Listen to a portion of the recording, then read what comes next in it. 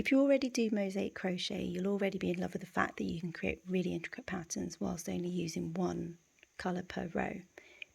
The two main types are overlay mosaic crochet, which is one pass technique, and the yarn is snipped at the end of each row, which means that by the time you've finished your project, you then have to either weave in loads of ends or add a border. The other main type is this sample that I've done here, which is Inset Mosaic Crochet, which I love because it's a two-pass technique and the yarn colour changes are carried up the side of the work, so there's nothing to weave in at the end. But today I'm going to be introducing a new technique that I've devised called Interlay Mosaic Crochet, which is also a two-pass technique where the colour changes are carried up the side. So once again, there are no yarn ends to sew in at the end. So why did I come up with interlay? Well, as much as I love Inset Mosaic Crochet, you can see that there are some design features that I've had to add to this Inset Mosaic Crochet, which are these little dots inside the solid hearts. And the reason why I've done this is to shorten the length of the chains at the back, because, well, if I hadn't done it, we'd have super long chains at the back here, and even though I've minimized the length of my chains as much as I could, I still wouldn't really be comfortable giving these to a baby because, well, if my big fat adult fingers can fit under here, I'm pretty sure that newborn's fingers are going to get stuck under that. So interlay mosaic. Here we've got solid hearts. No need for these little dots inside, and the main reason being is because there are no chains at the back. This technique doesn't use chains at all. It uses just two simple stitches, which I'll demonstrate to you now. Here is a sample of interlay mosaic that I've already started.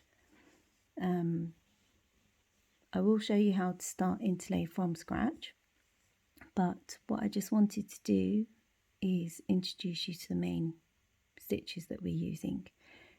We're only going to be using two stitches, well, two main stitches, and those are what we call a UK double crochet or a US single crochet. We insert the hook through both loops, catch the yarn, draw the loop through, yarn over, draw the loop through. Okay, I'm going to do another one of these.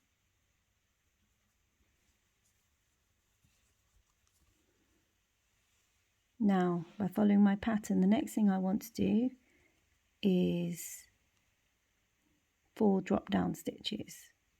These drop down stitches, they're slightly different from drop down stitches that you may have done for overlay or inset mosaic crochet, because we're going to go through the work. So identify your next stitch, and if you look down to the green section, what we want to do is target this hole here. So to do the longer stitch, which is the UK treble or US double, we're going to yarn over, insert the hook into that hole below, down on the green line, and we're going to pop it out of the hole, the next hole next to it, and we complete our stitch by yarning over, drawing through a loop, yarn over, draw through 2, yarn over, and finish the stitch. Okay, we've done 1 drop down stitch there, and I want to do 3 more. So my next hole that I want to go into is this one here, right next to where I've just done that drop down stitch. So I'm going to yarn over, insert the hook, pop out next to it, yarn over, draw through a loop, yarn over, draw through 2 loops, yarn over, finish the stitch. So I've got 2 drop down stitches. Okay, I'm going to add 2 more.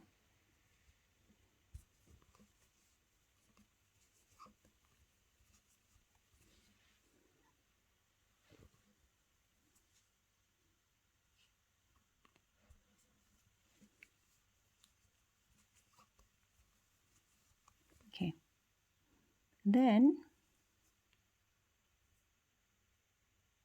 when I want to do my next kind of regular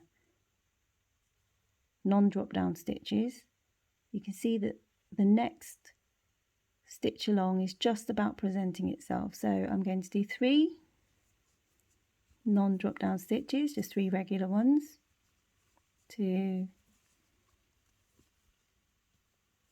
3, and I'm going to do another 4 drop down stitches, starting by inserting my hook into that hole there. Okay, so there it is. 1,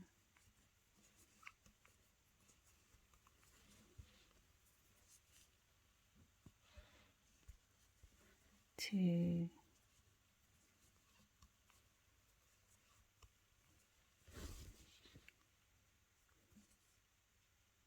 3,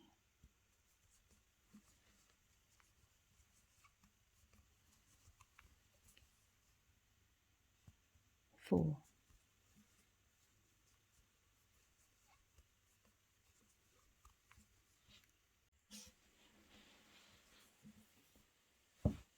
Okay, I've gone ahead and gone to the end of the row. I've just got 3 more stitches to do to complete this row. So they're not drop down stitches, they're just 3 regular stitches. So I'm going to finish those off.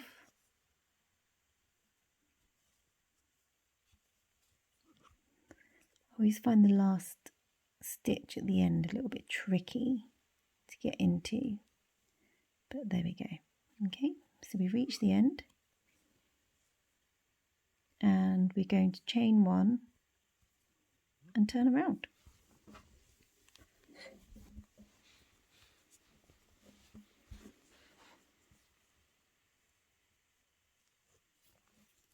Okay, so I'm just going to work UK doubles or US singles all the way through the back of the work. Okay. However,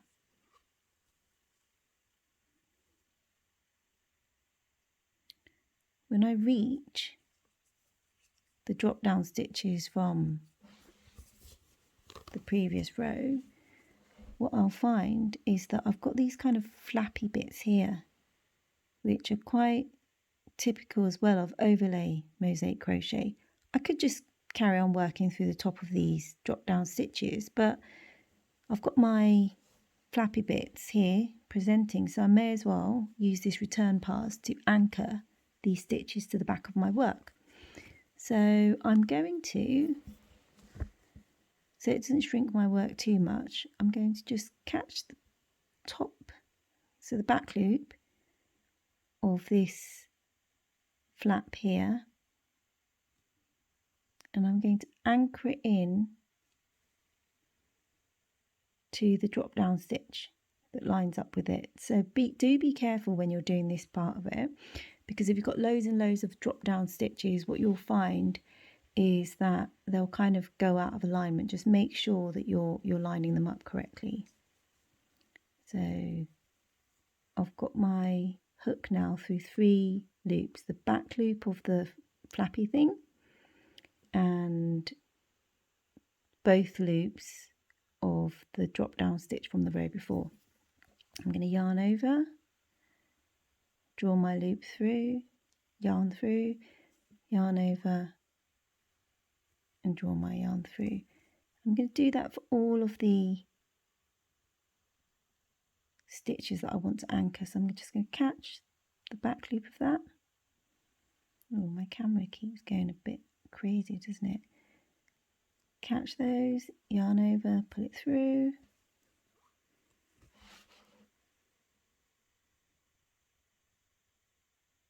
It does get a little bit fiddly, especially as you're reaching the end ones. Okay.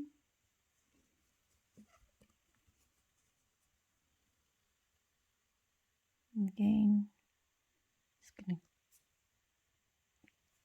take the top loop, back loop rather, and anchor it to the drop down loop on the row before. The rest of them I can just go ahead and just do regular UK double crochets or US single crochets all the way along until I reach the flaps again. And that is it.